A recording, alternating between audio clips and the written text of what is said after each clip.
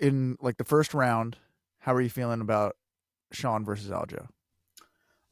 Going into the fight, watching them like just walk out and everything, it looked like Sean was very nervous. Yeah. Um, Aljo seemed pretty calm, pretty confident.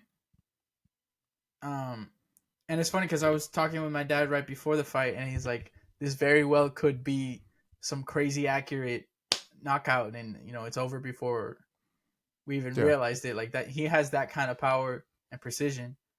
And I was like, Your "Yeah, dad was man. saying I that mean, about Sean? about Sean, like, because we're going for Aljo, but we knew I never underestimated Sean and like Uh-huh. that. Like he can't win this fight. I was just rooting for Aljo. Hmm. Um, but yeah, man, the first round, there wasn't much going on. Aljo kind of had a little flurry at the end. Hmm. Um, but yeah, dude, he just hit him with a perfect shot.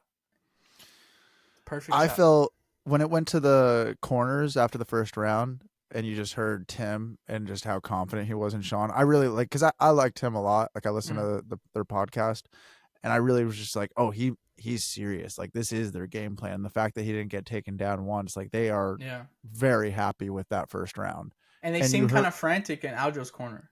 He was kind of like, completely, "What dude. round did I win the round?" And they're all standing Dude, around, and yeah, it was like a different thing. And I was like, oh, this might not go so well for long. Like if it mhm. doesn't, because I don't know. I think people were expecting Sean to get kind of beaten up in that first round, like maybe with, Yeah. taking down some TK, like not a TKO in the first round, but some form of ground and pound, something that would freak Sean out to come back out in the second round and with his game plan. But I mean, dude, his footwork is different in a big cage. Like that's the thing is like you listen to Aljo and he's like he really wasn't prepared for how good Sean's No. footwork was.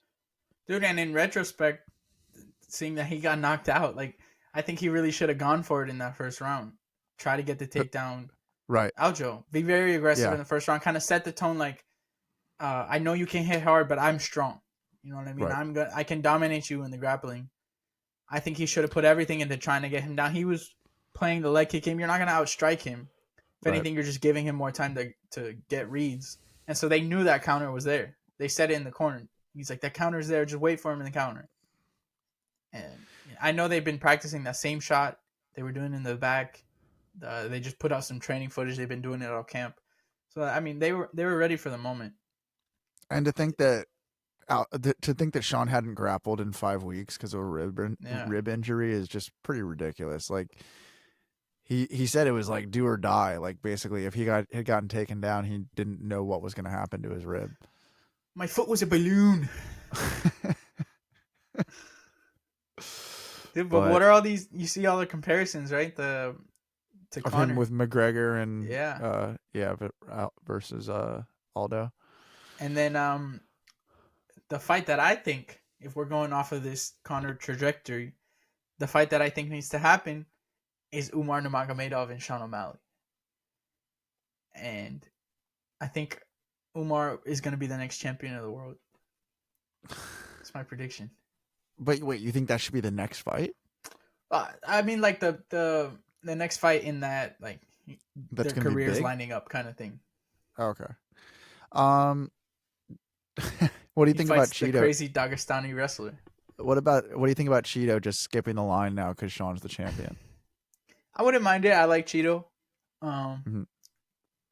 I don't know if you could give it to him over Corey, just or Marab. Yeah, the only reason would be because they're injured. Yeah, but I don't think Marab is injured for that much longer. Well, then Rob would definitely get the chance. Yeah, like end of the year, do December, Marab. But to do Cheeto and Sean, I get it makes money, but I don't know. But then at the same time, like Marab had his chance to take the shot, and I know Dana didn't like that he didn't fight Aljo. Right. So if we're going off that, then like maybe he does just skip him and give it to Cheeto. Yeah, it's a tricky situation. It's tricky, like how it was tricky going into this title shot for Sean. It's the division is very up in the air right now. The thing is, how long do you see him being the champion for? Not too long.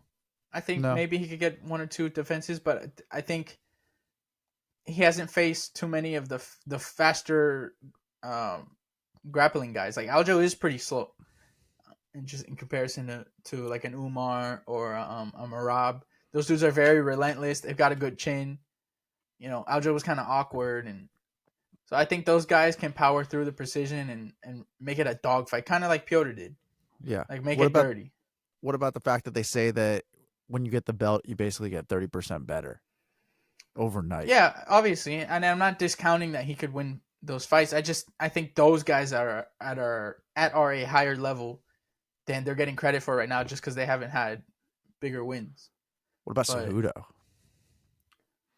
I don't want to see Cejudo fight for anything anymore. I think he blew his chance. He shouldn't have gotten the shot anyway. Mm-hmm. And then he blew it. So I mean, like, well, he's still talking like he's going to get in there. Yeah, but talk is cheap, you know. True. Well, I don't know.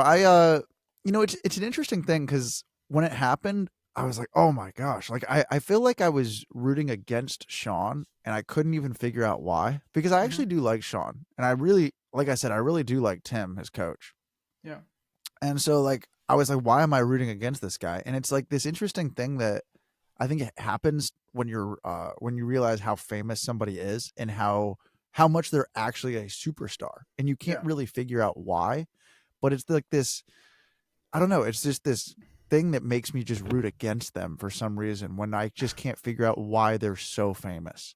And like, I like Sean, and it's this whole, like, I don't care kind of thing. And it's like, you know, he's obviously friends with a lot of celebrities and does the podcast rounds and does the whole thing. And like, so I get that he's more famous and does more social media content than basically every other UFC fighter combined.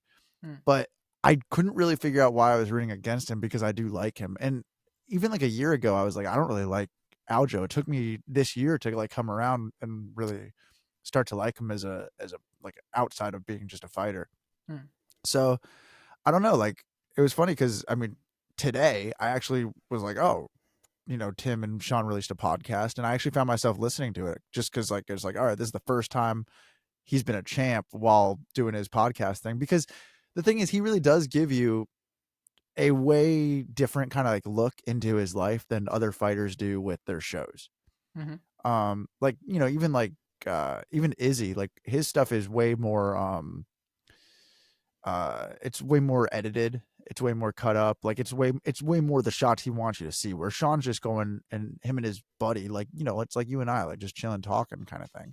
Yeah. And so I do like hearing from Sean, and it was really kind of cool listening to them, because I mean, they've done this whole journey together. So it's cool hearing the success story of it all. Like, it's always fun when like it really is an underdog story, especially against who they're competing against.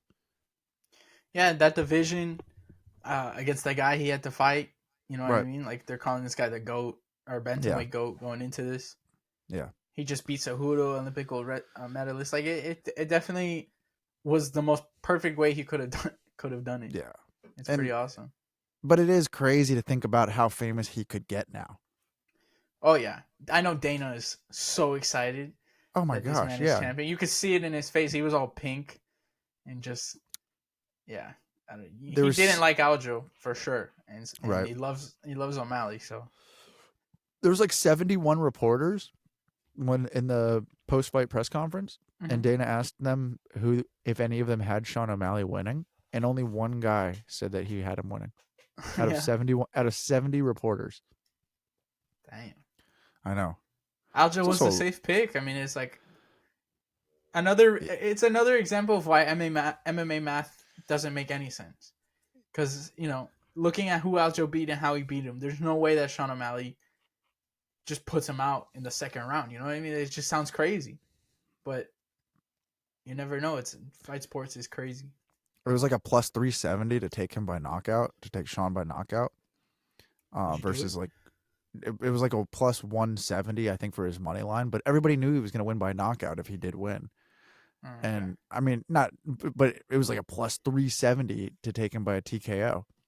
And it was like 10 minutes before the fight, and I was just chilling watching it with David and Ali, and I was like, oh, where's my phone? I want to take that bet, because it had been like flashing up on my site all day, like boosted odds, Sean O'Malley TKO plus 370, and by the time I got to it, it was gone.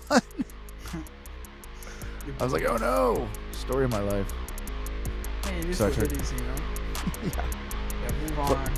That's why you should never bet, dudes. Yeah, don't bet.